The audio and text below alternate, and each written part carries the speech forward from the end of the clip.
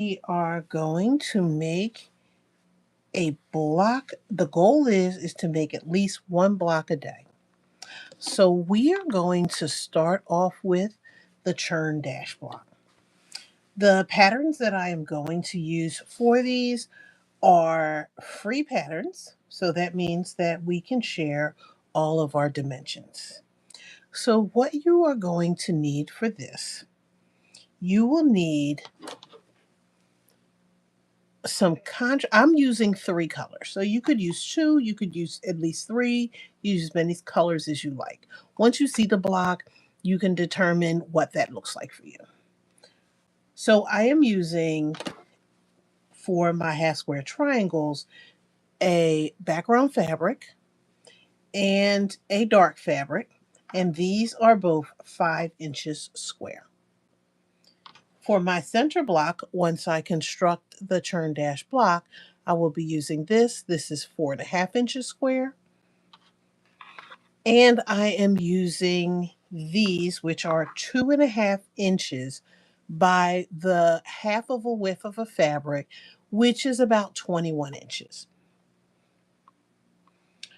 So what we're going to do is put everything together and we'll walk through the process.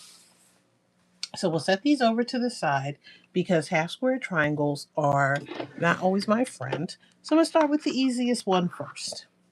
We are going to take our light fabric and our, this case is batik, but it's our dark fabric, and we are going to put right sides together. If for some reason they're not the same length, because we know not all fabrics come the same width, you want at least one end to line up, and it's okay if the other one doesn't. And we are going to stitch 1/4 of an inch.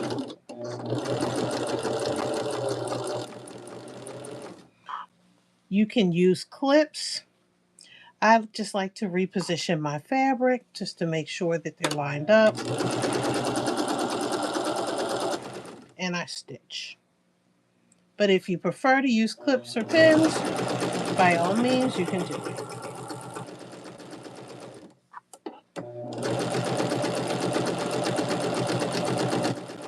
So these will be easy blocks that I will be making for the next few videos that I have. So if you are a beginner quilter and you are interested in making the blocks, these videos should be for you. I'm going to open this up. You can always choose how you want your fabric to be pressed. You can open up the seams if that's what you prefer, or you can press to one side. Different people do different things. It is totally up to you. I've always said in the past, there are people who prefer, especially when you nest your seams, that means they have to lock together. They prefer to press the seams to one side. Folks who are trying to get the flattest project that they possibly can prefer to press their seams open. So I am pressing my seams open.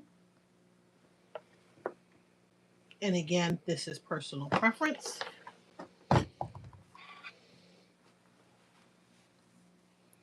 And here we go. Okay. Now what we are going to do is subcut these. And our measurements are 4.5.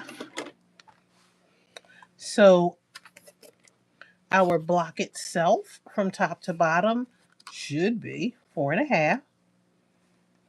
I do want to measure that just to make sure. And if it lines up with that 4.5, I'm good. If it doesn't, that means that I may have to fussy it a little bit. So I'm just going to cut off that edge. You can see that I had the selvage still on there. That was the edge I wanted to cut off. And so I'm starting with a clean edge. And I can either fold this in half or do it individually. Usually I prefer to do them individually. And I need 4.5-inch units. Measure twice, cut once. So you want to make sure that you're in 4.5. Make sure your ruler is set. And then you're subcutting this strip. I prefer to do strips whenever possible because I feel like it just saves some time rather than doing each individual unit. Measure twice, cut once. So that's 2.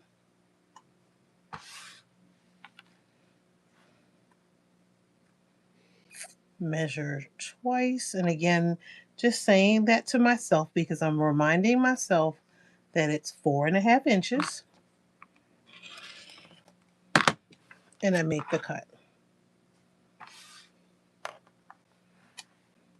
And then one more 4.5. I like from time to time to make what I like to call samplers for quilts just because it gives me an opportunity to cleanse some of the projects that I've been working on.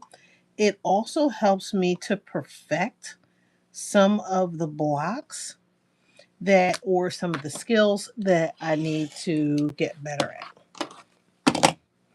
So I have this left over. This can go in my scrap pile. And then I have these 4 blocks. So these are done. I can set this aside. I have my 1 4.5 inch block. Make sure I'm not crazy. 1, 2, 3, 4.5. And I'm going to set that aside as well because that's already done. So the next thing that I need to do are make my half square triangles.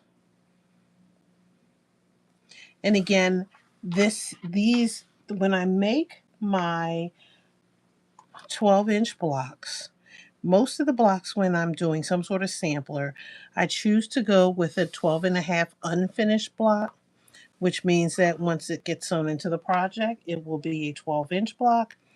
I usually like to make them at 12 inches. That's standard usually, but you can make blocks any size that you want. And this day and age, you can find them all over the internet, and you can find these patterns for free. So getting the pattern for a whole quilt is a different story. So sometimes I prefer to do these with scraps because then I don't have to think about how much yardage I need. Let me back up for a minute. We're making our half square triangles. I'm taking 1 light and 1 dark, and I am putting them right sides together, pretty sides together, and I'm going to draw a line down the center. This is going to be my cutting line. So I'm going to line the ruler up with the points on the diagonal, and I'm going to draw a line. And I want that to be just about as perfect as I can get it. Okay, so you can see the line here. And then we'll do the same thing here. And the great thing about this is that there are a lot of patterns as a new quilter that will call for some variation of the block, that will call for some of the skills that you would use for the block. So in January, we worked on half square triangles, 4 patches, 9 patches, because of the fact that you'll see them over and over again. So here we see these half square triangles. For the half square triangle, we are going to stitch a 1/4 inch on either side of this cutting line. Sometimes what we do is what's called a scant 1/4 inch. And that means that it's a little hair or 2 less than a 1/4 inch. What that does is it gives us a bigger block so that we can trim it down to the size that we need. So our goal is to get 2 4.5 inch blocks out of each one of these. So I'm just taking it to my machine and I'm going to do a scant 1/4 inch. So the way that I'm doing this is I'm using my 1/4 inch foot, and I have a little ledge right here, edge, and I'm taking the line and putting it inside. So instead of sewing on the line, not, excuse me, instead of putting the ledge on the line, I have it inside the line, which will help to get me that scant 1/4 inch.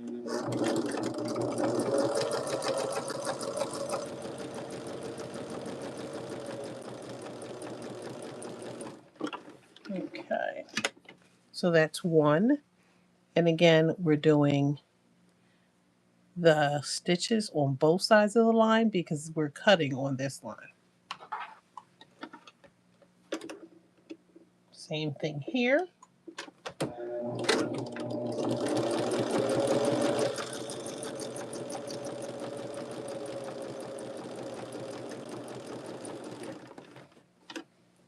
And again, these are easy blocks that could make beautiful quilts if we just wanted to use up our scraps left over from other projects. Or we could make a bunch of different blocks. It's totally up to us. I can use my straight edge or I can freehand it. Sometimes when I freehand it, I go a little crooked. A straight edge will guarantee me a straight edge. And we're just going to cut those on that diagonal.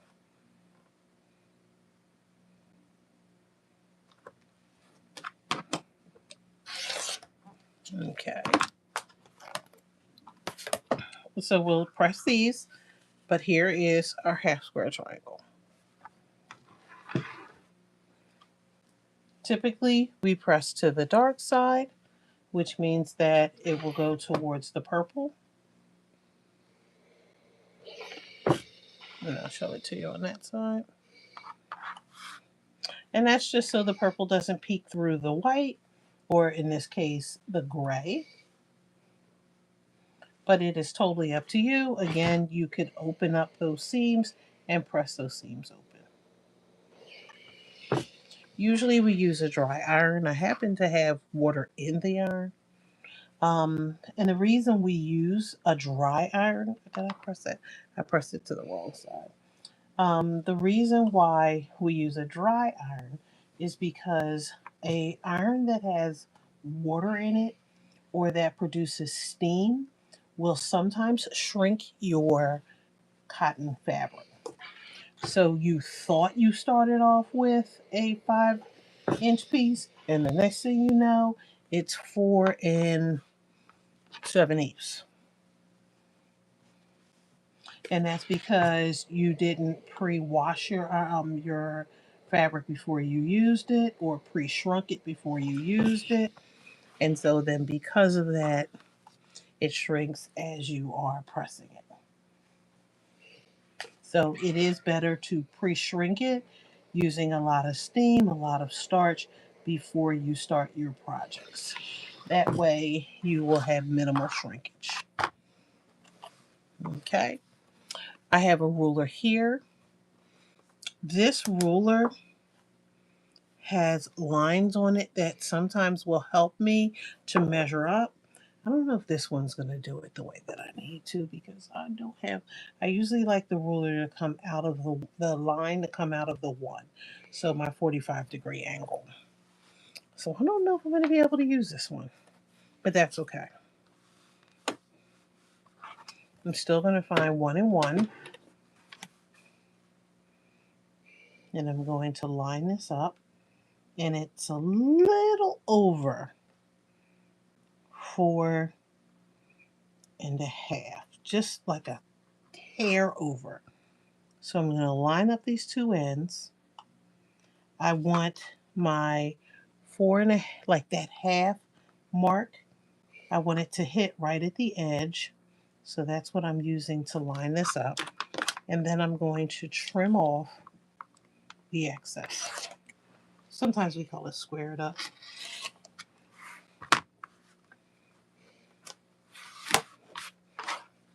And this is the part that I just love about half square triangles, is being able to do this process.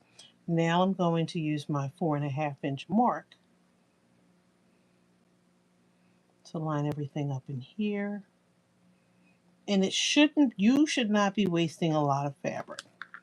So like you're like shaving off just little pieces. If you're shaving off a lot, then your measurements are too big. Okay. And those points, this should still run right through the corners. If they're off, then that means your block was off. So it's easier to use a ruler. This is a TikTok ruler. It's easier to use a ruler that has a line that goes right through the center of this, because then you can take that line and go right through the center of your half square triangle. But I don't have that one on me, and I am not going to stop and get that one. So I will work with what I have. So we're lining everything up. I'm making sure it goes through this, and I'm making sure that it goes all the way through the top. Everything is lined up, and then I can just use my rotary cutter. And the blade probably needs to be changed because I see that it's leaving little pieces. So I'm about due for another blade. Okay, and we'll do the same thing here. Again, this time making sure that this goes right at 4.5, and this one is right at 4.5. And we just shave off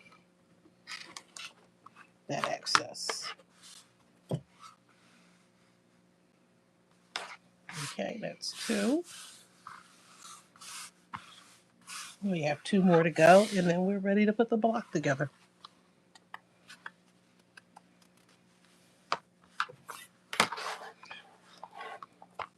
So other than talking through the process and making sure that everything goes through the camera correctly,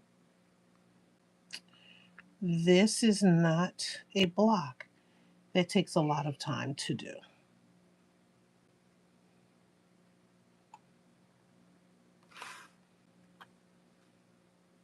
So just taking your time to line everything up.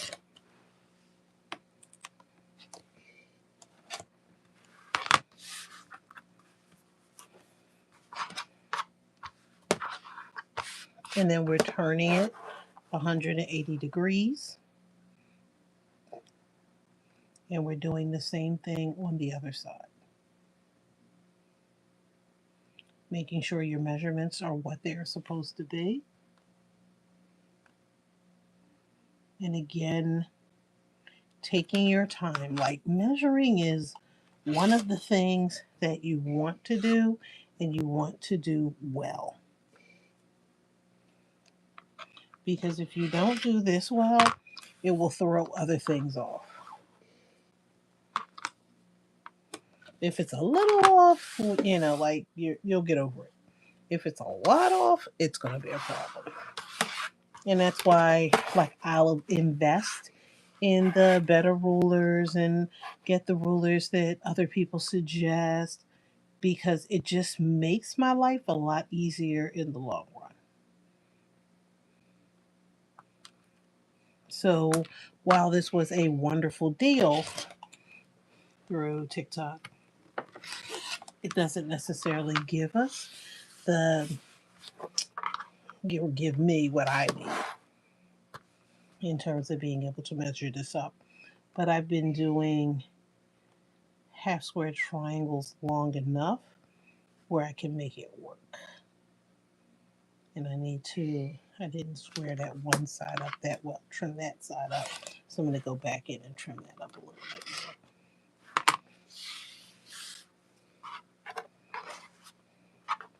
more. And let me see, I'll show you. See how it's off just a little bit, not to the corner. This one was to the corner, this one wasn't. So I just want to go back, and I adjusted my ruler a little bit to compensate for that, so that I could go back and fix that. because that's important to me. It's not going to matter too much, but I want that to be right.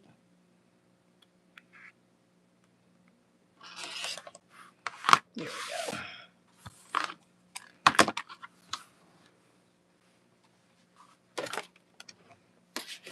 And that's a much better corner. Okay, so now it's time to put this together. And we're going to lay this out the way that we want it to go.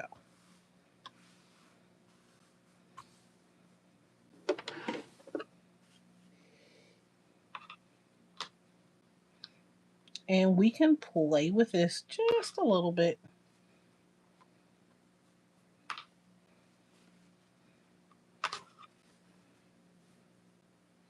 But there's our block.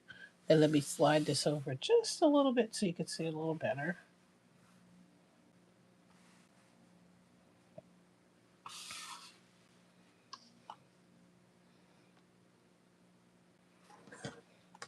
And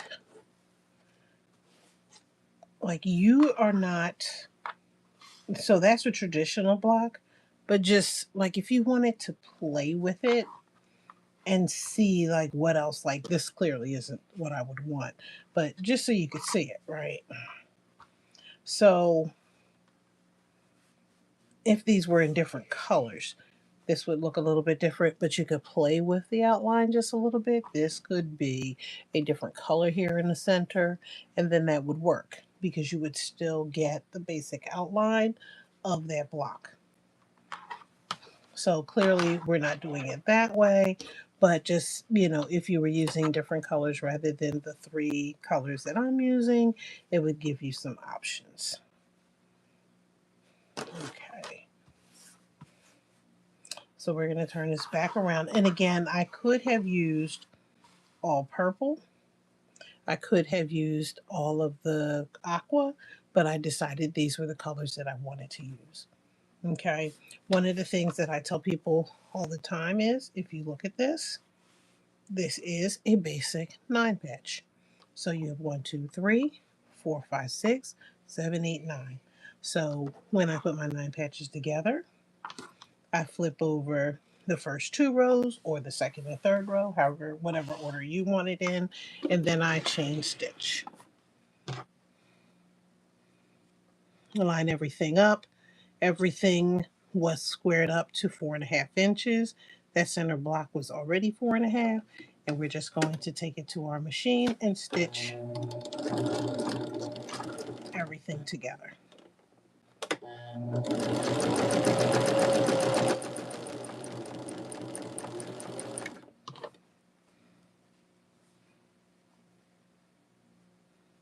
Line everything up. These are small enough where they don't need to be clipped. Just make sure that they're feeding through your machine correctly.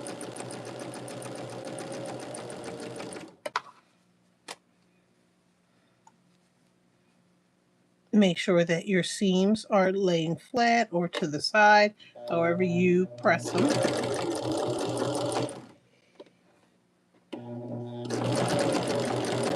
Especially like this is going towards the purple, and I do want to make sure that that goes underneath the foot and it doesn't roll back towards me. Okay. So these pieces are together. I can pop these apart, press them, or I can just attach the others to the other side. It's up to you. So I just like to link everything together. Personal preference. It just makes for a cool thing, but like I said, you can absolutely clip them apart and then sew that row. I press after everything because as long as the seams don't cross, I say, then it's not a problem. It's when the seams cross that you need to make sure that you're pressing those seams, because you want to make sure you get the flattest seam possible. I don't have any seams crossing right now, so I don't have to press it. And what I'm doing is chain piecing these, which means that I'm sewing everything, but I'm not cutting the thread. So they're remaining chained together.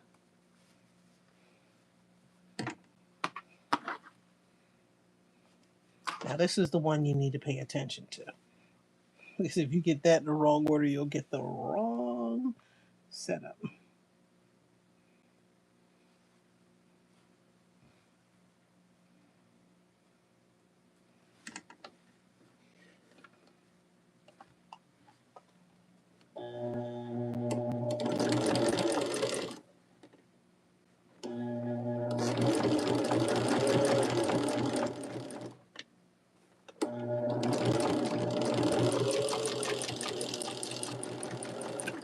Okay. It's time to press this, but I like this look. So everything is chained here. Everything is chained here. And then everything is chained here. So I'm going to pull it back out just to make sure it lays right. But now it's time to take it and press. Because now I'm starting to put seams together. And I do want to make sure they're in the right order. Okay, again, I can press my seams in one direction. I can press them open. That's up to me. I'm going to press these to one side. Again, personal preference. And then this is just going to help me to nest them or lock them together. And it would be nice if this last one wasn't twisted. Okay, so if I press these two this way, then I need to press these two this way.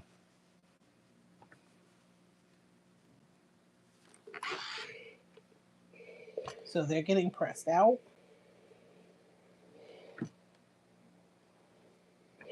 These were getting pressed in. So your seams are going, each row is going in an opposite direction to help them to lock, or what we call nest. So these went out.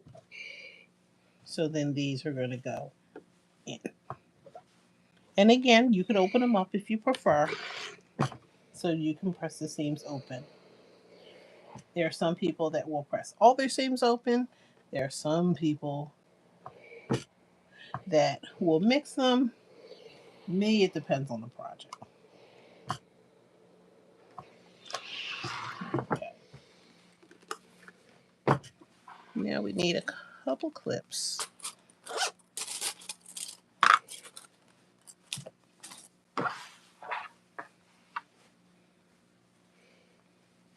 So the seams are going in opposite directions. This is going this way, that one's going in that direction.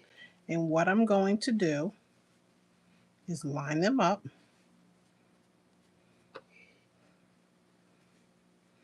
A little bit to the right, a little bit to the left. And when I just kind of mush them together, because there's so much fabric on this side because of the seam, and there's so much fabric on this side because of the seam, they kind of just link right up to each other and they kind of lock in place.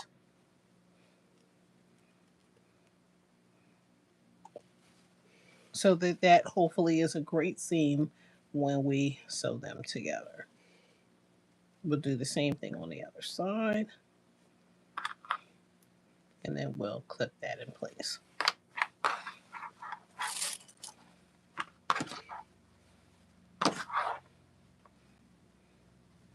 Take them and get them all out the way.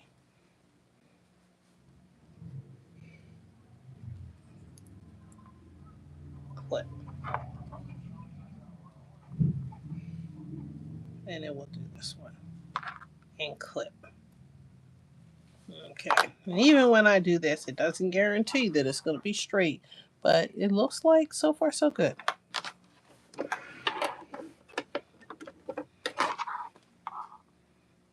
And then we're going to sew again each one of those rows, columns, whichever direction they're going in.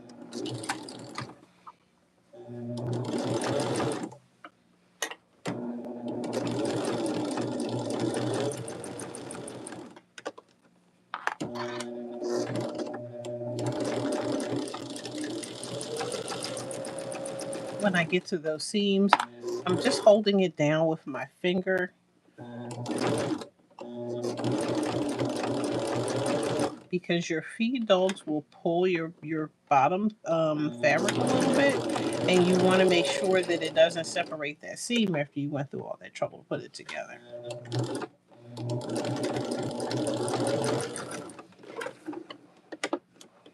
Okay. And then if we open it up, look how pretty that looks. Let's see if we got lucky on this side too. Yep. Good job, Jen. And let's do the other side.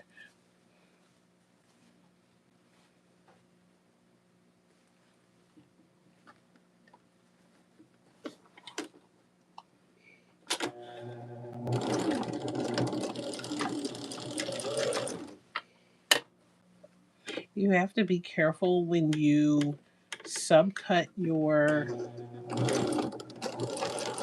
strips because I'm pulling a little bit too hard and they are trying to separate on me. And that's because you're weakening that stitch because you're cutting right in the middle of the stitch. So you didn't back stitch or anything else like that, and you can't when you're doing that. But that's the reason why some people prefer not to do subcutting of strips, like strip pieces. Because it's a pain to go back over all those seams again.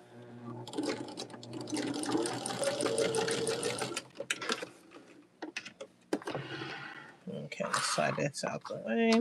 This was the second one you did. Good job. Good job. Okay. And let's take this back and press this open.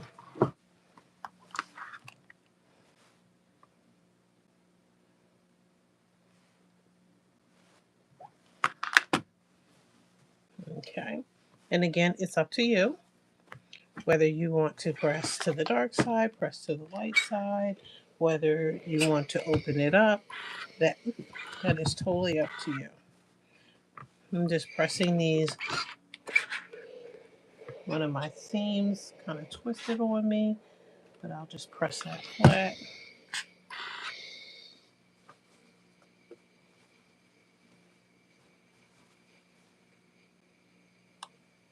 And if it twisted too much, I can take, that's what a seam ripper's for. I can take that out and redo it. Again, I can press to one side if I prefer, or I can press them open. Sometimes there's a lot of bulk where seams meet, and so it's a little bit better to press it open because then you reduce the amount of bulk that will be on one side. But again, that's a personal preference. Sometimes long armors will tell you what their preference is. If they're long arming, that they prefer that you open the seams up. And some long armors are like, I will work it out.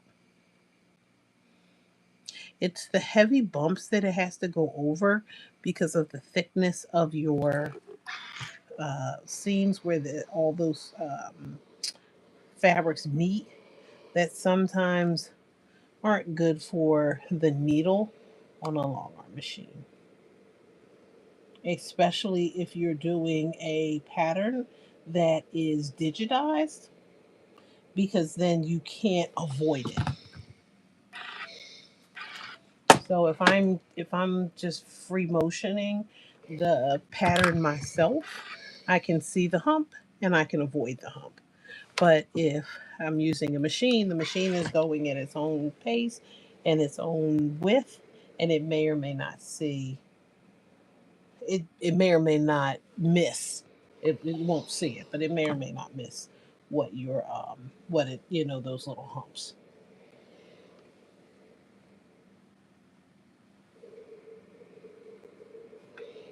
Just kind of getting those seams flat.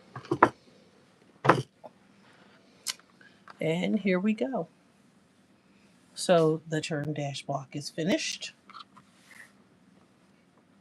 And it is currently measuring at 12.5